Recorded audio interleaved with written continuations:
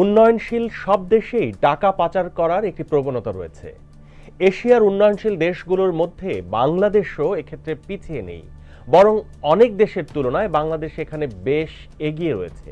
আজকের স্টার এক্সপ্রেসে জানাবো বাংলাদেশ থেকে প্রতি বছর কত টাকা পাচার হয়, এশিয়ার অন্য দেশগুলোর টাকা পাচারের পরিস্থিতি কি, বাণিজ্যের আড়ালে টাকা কিভাবে পাচার করা হয় এবং টাকা পাচারের ফলে বাংলাদেশ কিভাবে ক্ষতিগ্রস্ত হচ্ছে। বাংলাদেশ থেকে প্রতি বছর কত টাকা পাচার হয় তার একেবারে পাই হিসাব এখন পর্যন্ত নেই। তবে ওয়াশিংটন ভিত্তিক গবেষণা প্রতিষ্ঠান গ্লোবাল ফাইন্যান্সিয়াল ইন্টিগ্রিটি একটি রিপোর্ট প্রকাশ করে, যেখানে শুধু বাণিজ্যের আড়ালে বিশ্বব্যাপী কোন দেশ থেকে কত টাকা পাচার হয় তার একটি হিসাব তুলে ধরা হয়। সেটিও যে পুরোপুরি পাচারের তথ্য তুলে ধরতে পারে তা নয়, তবে মোটা দাগে পাচারের অঙ্কটা এর চেয়ে কম নয় বরং বেশি। সাধারণত টাকা পাচার হয় তিনটি উপায়ে। একটি হচ্ছে ব্রিফকেসে করে ডলার নিয়ে যাওয়া। একজন ব্যক্তি প্রতি বছর দেশ থেকে বৈধভাবে 12,000 ডলার বিদেশে নিয়ে যেতে পারে। এর চেয়ে বেশি নেওয়া মানেই হচ্ছে টাকা পাচার।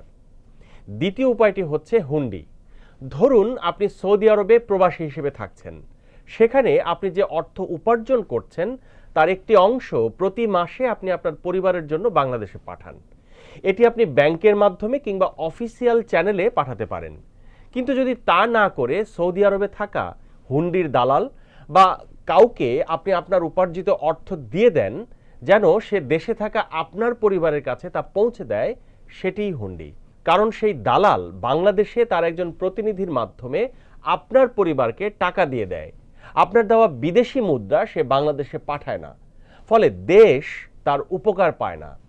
আপনি যে হুন্ডির দালালকে বৈদেশিক মুদ্রা দিয়ে দিলেন, সে ব্যবসায়ী বা রাজনীতিবিদ কিংবা আমলা কিংবা যেই টাকা পাচার করতে চায় তার কাছে ওই মুদ্রা উচ্চ দামে বিক্রি করে দেয়। টাকা পাচারের তৃতীয় উপায়টি হচ্ছে ওভার ইনভয়েসিং কিংবা আন্ডার ইনভয়েসিং। এটি বৈদেশিক বাণিজ্যের আড়ালে করা হয়।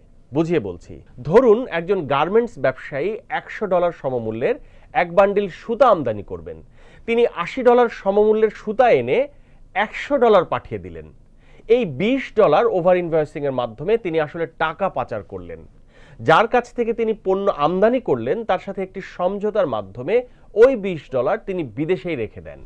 আর আন্ডার ইনভয়েসিং হলো, ধরুন সেই গার্মেন্টস ব্যবসায়ী $100 মূল্যের একটি টি শার্ট রপ্তানি করবেন, কিন্তু তিনি খাতা কলমে দেখাবেন যে ওই টি শার্টের দাম $80। এই $80 ওই ব্যবসায়ীর বাংলাদেশে থাকা হিসাবে যুক্ত হবে, আর অবশিষ্ট $20 তার বিদেশের একটি হিসাবে যুক্ত হবে, যেটি পাচার হিসেবে গণ্য হয়। গ্লোবাল ফাইন্যান্সিয়াল ইন্টিগ্রিটির হিসাব অনুযায়ী 2013 সাল থেকে 2022 সাল এই 10 বছরে শুধু বাণিজ্যের আড়ালে $68 বিলিয়ন বিদেশে পাচার হয়েছে। টাকার অঙ্কে যার পরিমাণ 8,33,000 কোটি টাকা। অর্থাৎ প্রতি বছর দেশ থেকে পাচার হচ্ছে $6.8 বিলিয়ন।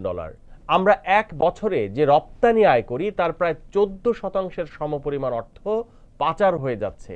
আমাদের পার্শ্ববর্তী দেশ মিয়ানমার থেকে 10 বছরে পাচার হয়েছে $77 বিলিয়ন। ক্যাম্বোডিয়া থেকে পাচার হয়েছে $74 বিলিয়ন। ভারত থেকে পাচার হয়েছে $1 ট্রিলিয়ন বেশি।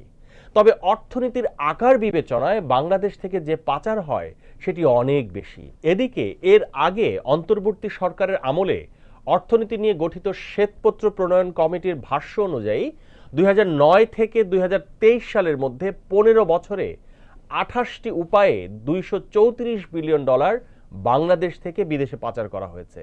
এখন প্রশ্ন হলো, টাকা পাচার হলে অর্থনীতিতে কি ক্ষতি এবং বাংলাদেশে টাকা পাচারের প্রবণতা এত বেশি কেন? বাংলাদেশে বাণিজ্যের আড়ালে অর্থ পাচার বেশি হওয়ার পেছনে একাধিক কাঠামোগত ও প্রাতিষ্ঠানিক দুর্বলতা রয়েছে। বাংলাদেশের শুল্ক ও কাস্টমস বিভাগে অনেক ক্ষেত্রে পণ্যের সঠিক মূল্য যাচাই করার জন্য পর্যাপ্ত প্রযুক্তি বা ডেটা ব্যবহার করা হয় না। ফলে আমদানিকারক বা রপ্তানিকারকরা সহজেই পণ্যের মূল্য কম বা বেশি দেখাতে পারে। তাছাড়া এক দেশের রপ্তানি ডেটা ও অন্য দেশের আমদানি ডেটার মধ্যে অমিল থাকলেও তা দ্রুত যাচাই করার কার্যকর ব্যবস্থা সবসময় নেওয়া হয় না। টাকা পাচারকারীরা এটিকে সুযোগ হিসেবে কাজে লাগায়। তাছাড়া দুর্নীতি, প্রভাবশালী রাজনৈতিক গোষ্ঠীর সম্পৃক্ততা এবং আইন প্রয়োগের দুর্বলতার কারণেও টাকা পাচার করার সুযোগ পায় টাকা পাচারকারীরা। অর্থ পাচার শুধু একটি আর্থিক অপরাধ নয়, এটি পুরো অর্থনীতির উপর দীর্ঘমেয়াদী চাপ তৈরি করে। প্রথমত, টাকা পাচার হলে বৈদেশিক মুদ্রার রিজার্ভে বড় রকমের প্রভাব ফেলে।